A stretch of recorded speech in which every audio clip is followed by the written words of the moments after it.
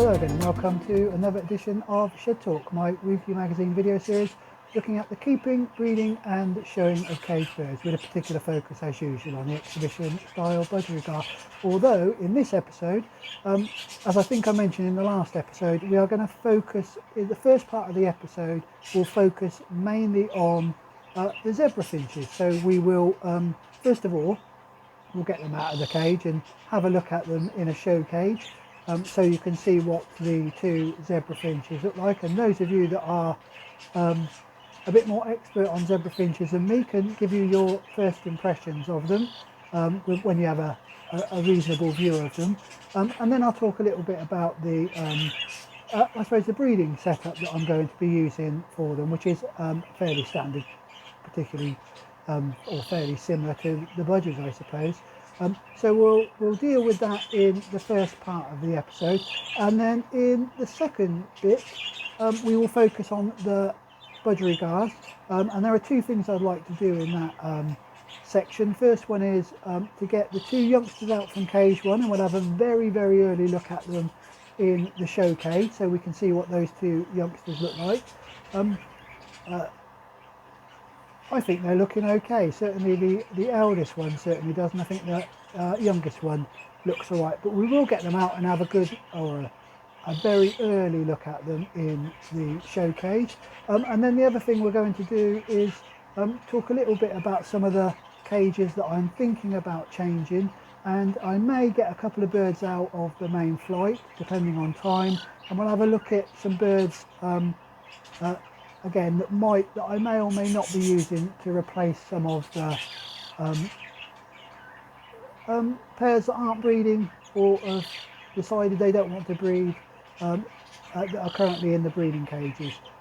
And the other thing we will do is we'll look at the young light green that the last of the birds that we bred. You might remember it looked like it was going to be quite a nice bird. I'll get him out again now he's finished his first molt, and we'll have a look at him in the show cage as well. I know some people asked about that in the comment section about that particular bird, so we will have a look at that bird in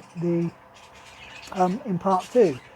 Right, let's crack straight on and see if I can catch up these zebras and pop them in a show cage, and we'll take a look at them. So there are the two Zeba Finches, as I say, in a Zeba Finch show cage.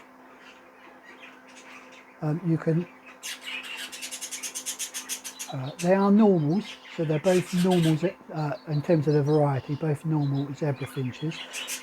And one of the things I like about the normal is that they're very easy. It's very easy to see the difference in terms of the sexes. So I think it's called diamorphic, isn't it?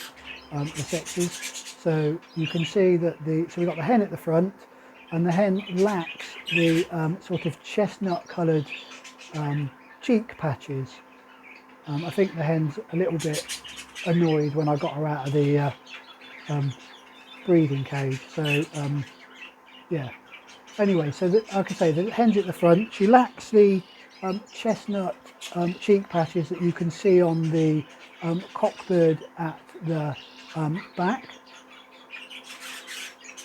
The cockbird also has a much brighter coloured beak, I believe, so it will be much more orange, although it's not showing particularly well here.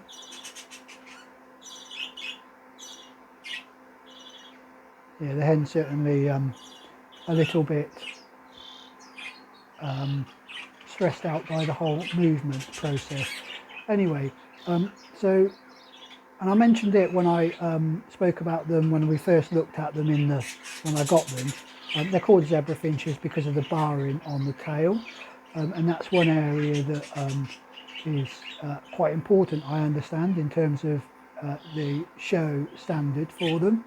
And again, unlike the Budgerigars, the Zeba Finches are shown in pairs, so you need to have two, and they need to be relatively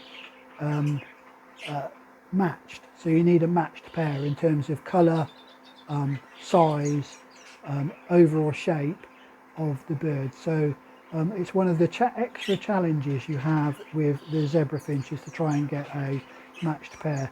It looks like the hen is looking for water and I didn't put any in there, so I will cut away now and we'll get her some water. Oh, we're back and I have now put some water on, and the birds have now swapped sides. I think you can probably see, although once again they both enjoy sitting next to each other, so you can't really get an idea of the difference between the cockbird and the hen. But like I say, I think you can probably make out the cheek patches. I'll just see if I can get one of them to move across to the other perch without upsetting them too much.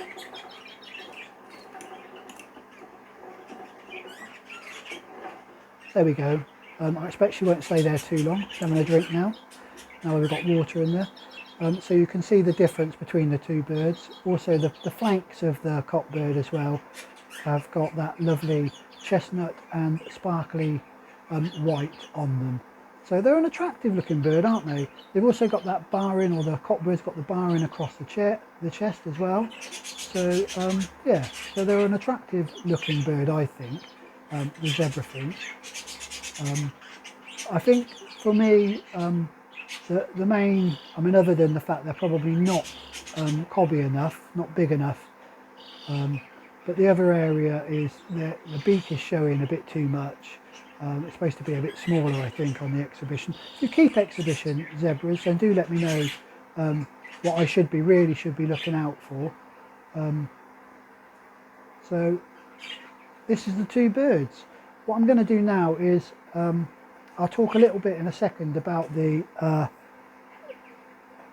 nest box and material that I'm going to be using in the cage. I'll leave these two birds in the show cage for a little while. There you can see I'm a bit better now. They're reasonably, you know, steady on the perch, considering I've got them out of the breeding cage, and that's always stressful, isn't it, when you're trying to move birds. So, but they're reasonably settled.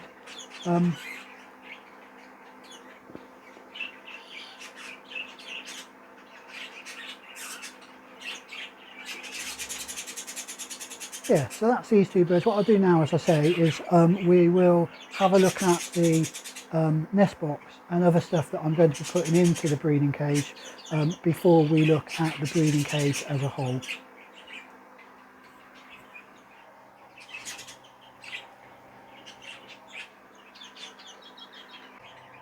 Well, now we've got those zebras out, and I hope you enjoyed that little look at them. Like I say, do let me know your thoughts.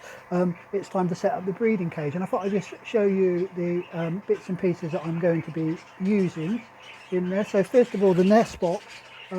I'll get some better views of it, but this is the nest box that I'm going to be using. Hopefully I'll get a separate clip and you'll be looking at it now. So it's a fairly standard plastic zebra finch or finch nest box, and I've used them before. I've used them when I was breeding the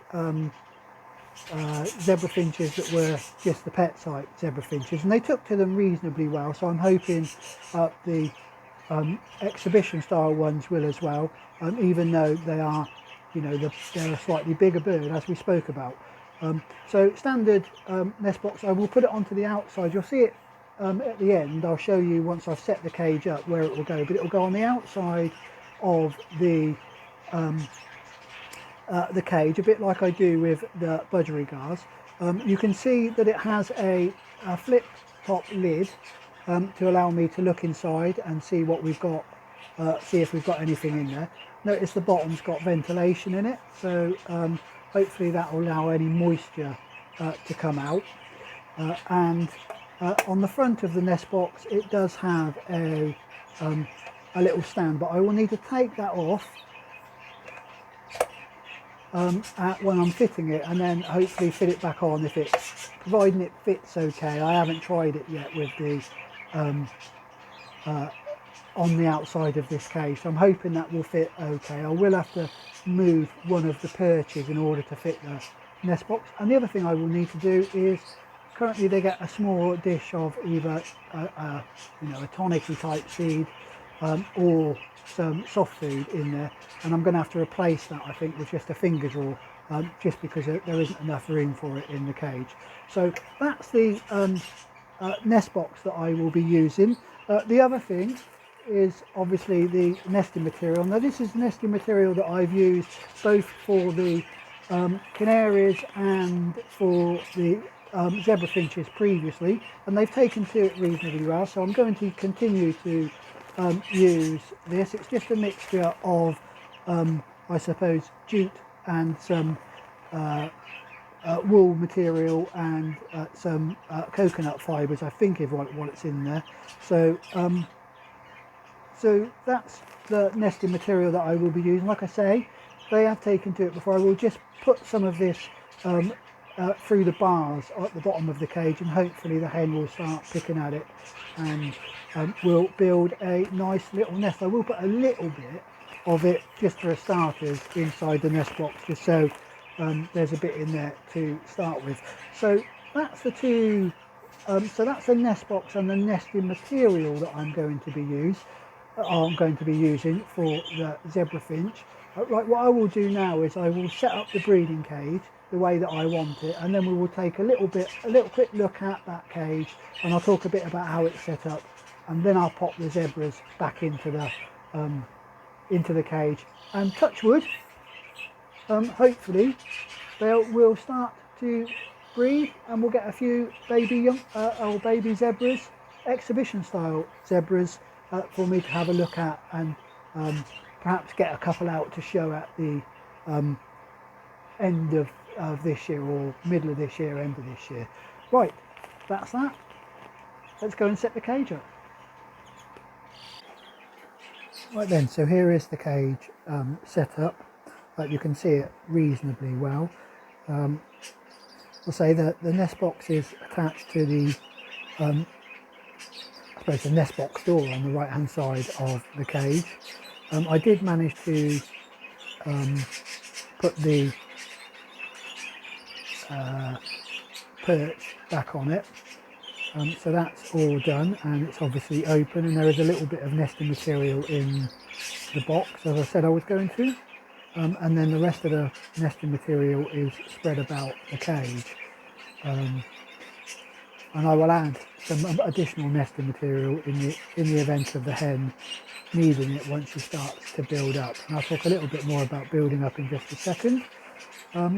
So like I said, I had to move some of the feeders slightly, so we've still got a little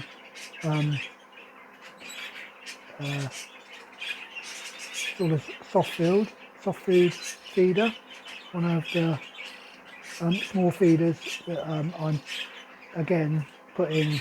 One day it has soft feed in it, second day it has a bit of tonic seed in there, so that little finger draw. And then on the other side you will see I've got the water and the seed, and you'll notice a change here, I think, for those of you that looked at the cage earlier. So I did have a D-cup seed container in the cage that worked perfectly well, it was fine, and now I've got one of these phloematic type seed feeders. So why the change? Well, I put the nest box on and some of the nesting material onto the cage, and lo and behold, within about, I suppose, a few hours, the hen had completely filled the D-cup with the seed in it with the nesting material and built a nest in the D-cup, which clearly wasn't good at all for anybody, because it's not where I wanted her to breed. Also, it meant that they could no longer get access to the seed. So, you know, I suppose a little bit of the stupidity of birds here, that they covered their food up with a nest and they didn't have any food. So I've taken the D-cup out and I've added the phloematic type feeder. So that's the reason for that change. So far, since I've removed the D-cup and added the and re-added the nesting material that was in that they had built the nest out of, there hasn't been any real sign that the hen is going in and out, or even the cockbird is going in and out of the nest box to start filling that up. So touch wood though, I'm hoping that that will start to happen relatively shortly. Like I say, I've used these nest boxes before, and overall the Zeba Finches have taken to them reasonably well, so I'm hoping now they don't have the alternative of the D cup to build a nest in, that the hen will start to build in the nest box that I have provided for her. I've kept the perches at similar height to they were before. I've raised a little bit, raised the one on the right hand side, just so they can, you know, they can, from there they can see that there is an entrance to the nest box, and maybe they will start to use the nest box perch and then go in there. Anyway, so that's the cage setup, as you can see. What I will do now is we will get the two youngsters out of cage number 1 and take a look at those in a show cage. Like I say, a very early view. Right, let's do that now then.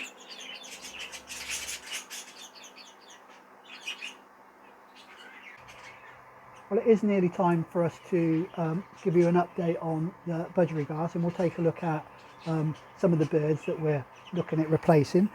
Before I do though, I did make an order probably only about 2 days ago, I think, to Sam1 Bird Products for some additional supplements that I had run out of, and I'm very pleased to say they arrived very, very promptly. I think I might have shown you the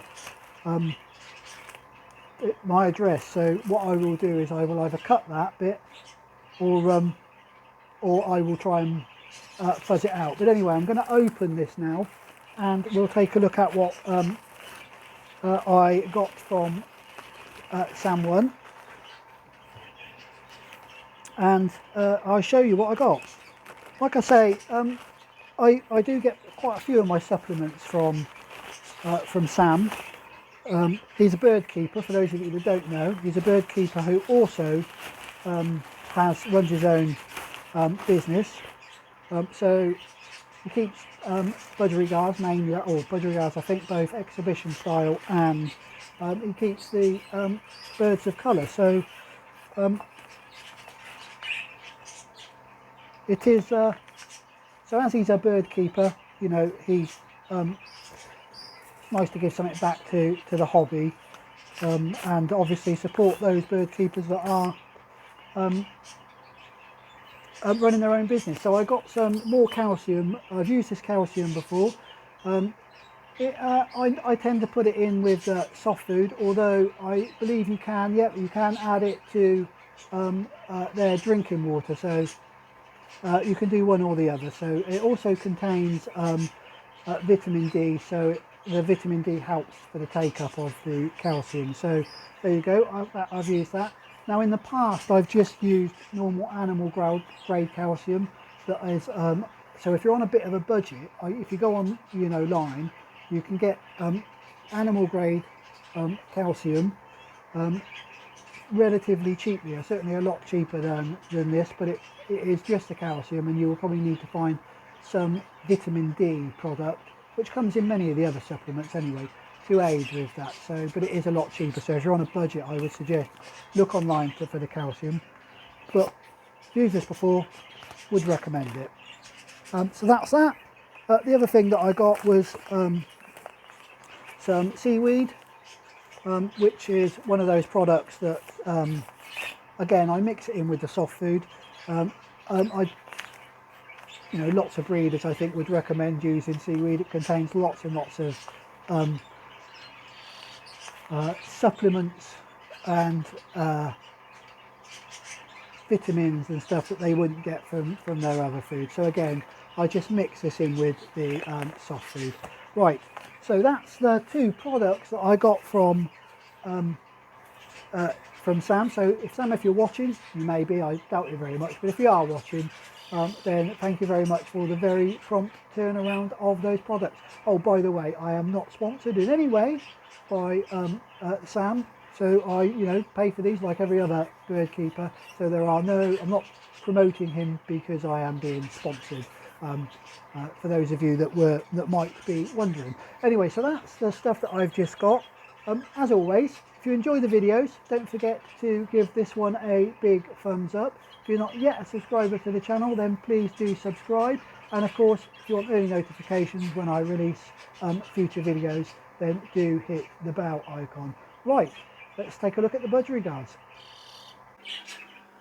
So here's the first and the oldest, or the eldest of the two chicks. Now bear with me a little bit with these birds because the oldest one is perching in the cage, so but the youngest one I haven't seen yet get up onto the perch. So this one's relatively used to perching, but not, again, it's only been up on the perch probably within the last day or two, so it's still a little bit unused to it, and obviously it's never been in a show cage before, so hence it looking around, and probably at some stage will decide that it wants to go back down onto the cage floor. So overall then, like I said, we've got a little grey-green here, so which is actually, it looks like it's going to be quite a nice little bird. And thanks for those of you who mentioned about the spot on the back of the head, just meaning that it's bred somewhere in its ancestry, it's got a pied in its background. That's what I've heard as well. Whether there's any scientific evidence to prove that, I don't know. As you can see, not the most comfortable bird on the perch yet, but it is relatively young still, as I say. So it is. I'm hoping it is. Sorry, going back. So in the cage at the moment, in the breeding cage, which is where it still is, obviously, it is picking up on its own now, so it is starting to feed itself. And I'll just see if I can get him back up onto the perch. So he is starting to feed himself. So, like I say, he is starting to feed himself, picking up mainly from the. See if there you go. He's back on the perch now. He probably dropped straight back down again, but at least he is back up. So he is starting to feed himself, and mainly from the soft food dish, but also the tonic seed that I put into the soft food, or next to the soft food dish. I have seen him once though, so far, starting to pick up from the main feeder. So, he's doing all right. I would guess that probably another week and we'll be able to move him to the nursery cage. If you can probably see his tail, this is one of the key indicators. So I think the key indicators are perching, feeding. I'll obviously see it feeding, but if once it starts perching, and the length of the tail, as the tail starts to develop into its full length, is a good sign that it's ready to leave mum and dad. So overall, I think this is going to be a nice bird. It has a relatively deep mouth, and as you can probably see, it looks as if it's going to have quite a bit of blow across the top of the head, which is always a good sign. It has got a nice bit of depth behind the eye as well, and a nice rise over the top, and there is some directional feathering coming down across the beak, and the beak is well hidden, which is always a nice sign. So there's plenty of feather around the beak, but it clearly is still very, very young, and has quite a bit of growing to do. I'm going to try and put it in the show cage for a few, probably for about half an hour, 15 minutes each day now, until we move it into the nursery flight, just to get it used to the show cage. It's settling there quite nicely. It is a fairly relaxed bird, even when I am feeding them. When I'm swapping the feeding trays around, it's quite relaxed, or appears to be. So hopefully it will do all right. Now it's dropped down. Let's get its sibling out and have a look at it. Oh, by the way, a cock bird. and this one here is the younger of the two. And like I say, so far I've not seen this bird perch in the cage, so this is probably a bit of a new experience for it, being in, not just being in the show cage, but actually having to try and perch for itself. It is managing that just, I think. Again, another grey-green cockbird, and this bird, actually I like this bird. I think it's going to have a longer mast than its elder brother, but it's a bit narrower across the top of the head. When I look at them, you probably won't get a decent view of it here, but it tends to look a little bit narrower across the top of the head when I see it. I will try and just see if I can get it just to look round without disturbing it too much. No, I don't think I'm going to be able to get that. If I can get some better views of the front of the face, I will do. Again, the beak is nicely tucked away, and you can probably see there now that it's got a better depth of mask, I think, than the other one. Nice broad shoulders though, isn't it? So again, I think this is going to be quite a nice bird. Again, the feathers over the top of the beak are coming down quite nicely. Again, it's got quite a bit of width or depth behind the back of the eye, and it looks like it's going to have a bit broader than the other one, but definitely got a nice wide bird. It's going to look powerful, I think, a bit like Dad. So overall, I'm quite pleased with both the two birds that we've got off of this pair in the first round.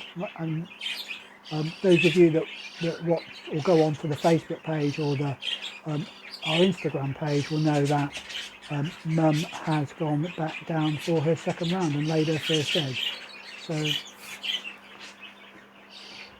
a grey-green, like I said, a grey-green cockbird, and this is the youngest. I've not seen, this one goes to the seed dish when the others are there, but I've not seen it feeding itself yet. But I don't think it's going to be too far behind its sibling in terms of that. They are still getting a little bit of millet spray, but this is now going in with the tonic seed, so that at least they'll be picking at something that they're used to. So I'm hoping that again, it won't be too long before this youngster can also go into the nursery flight. I will move them both together. I won't move one earlier than the other one. So once I see this one perching, feeding, and a little bit longer in the tail, I will move both the two youngsters into the nursery flight together, and then keep an eye on them. So that's the two youngsters from cage one. Let me know your thoughts. Like I say, I'm reasonably happy with both these two youngsters. But let me know your thoughts on them. And again, a bit like the other youngster, this one will get some time in the show cage over the next few days before I move it into the nursery flight. So at least it will get used to being moved from a cage into the show cage and get used to the show cage. I may be able to get this bird out as a young bird for the Barhead and young bird competition. I should certainly hope I can get him out as a young bird in the July show, Oxford 1910 show. This bird and the other bird. Showing his face off a bit better now. If anything, this bird is showing itself better than its elder brother. As I say, let me know your thoughts on both of the two birds you've just seen. Time to pop him back in the breeding cage as well. So here is the youngster then. This was the last of the birds that we bred last year.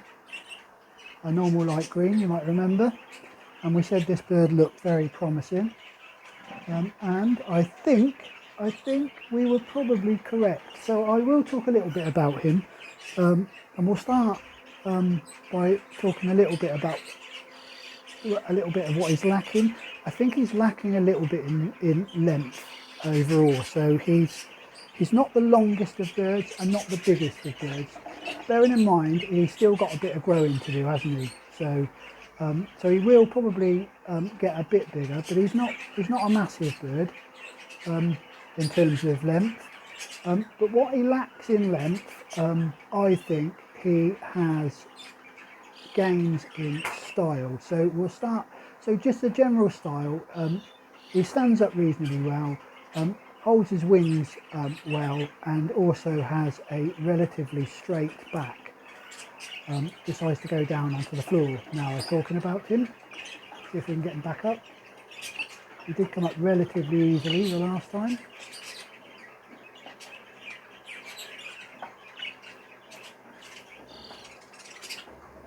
Oh, go on then, there you go.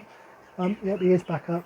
So like I say, a relatively straight back. He's leaning over the perch a bit now, I've put him up, but overall he stands up reasonably well. And he also has a relatively nice looking face. I'll see if I can get him to turn and look at us. He has a deep mask and broad mask, and he's got what looks like it's going to be very, very big spots, or at least reasonably sized spots on him. Again, I'll see if I can get him to look at the camera.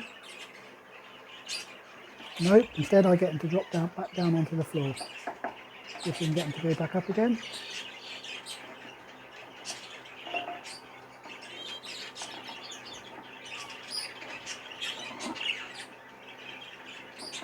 Oh, he's back up, looking at the camera a little bit there. You can see the size of the spots are going to be and the length of that mask.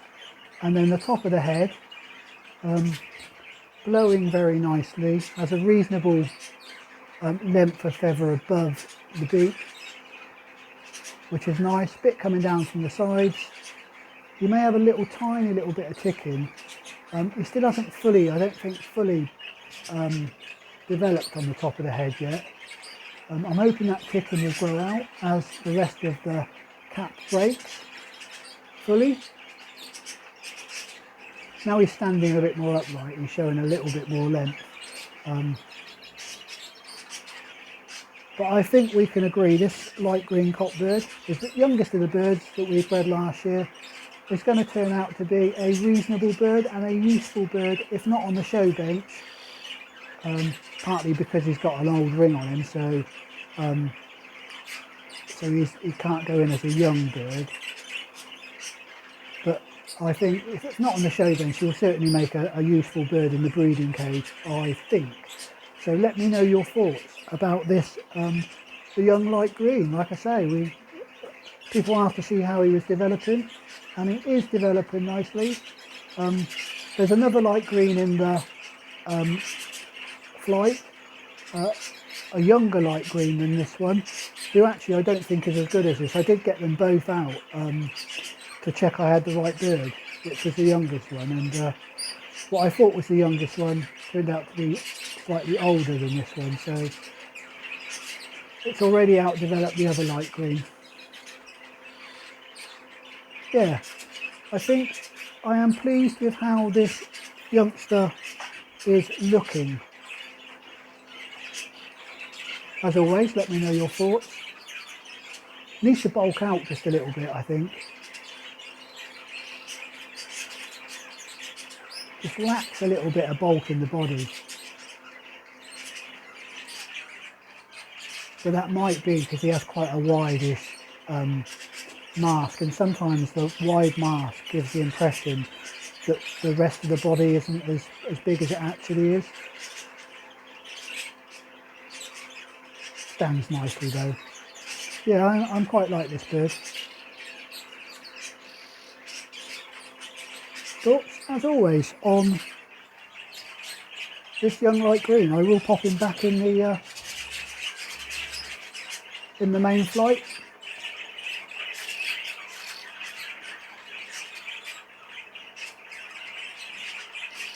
But as always, do let me know your views.